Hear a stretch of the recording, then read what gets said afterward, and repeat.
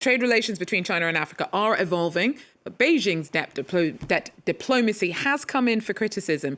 But even if some African countries are hoping to reboot certain aspects of the relationship, they can't yet afford to turn their back on it altogether. Bastien Renouil brings us more from Kenya's capital, Nairobi. For more than 20 years, Kenya has been borrowing a lot of money to invest on huge infrastructure projects that several governments believed will help develop the country and will help bring more money in Kenya. But now the country is heavily indebted. Kenya's debt represents 70% of its GDP. And when it comes to borrowing, China is a key partner. Beijing owns more than 20% of Kenya's debt. It's more than 6 billion euros. Usually, China lends money to Kenya when it comes to huge infrastructure projects where it can send its own companies. It was the case for the highway between Mombasa and Nairobi. It was the case for Nairobi's highway.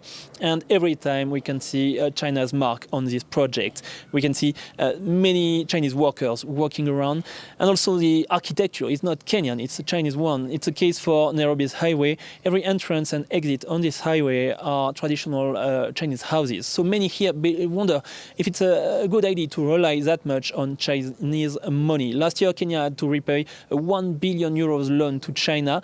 And so many Kenyans are wondering if it's a good idea to use taxpayers' money to repay that debt instead of investing directly that money in Kenya to improve the life of Kenyans.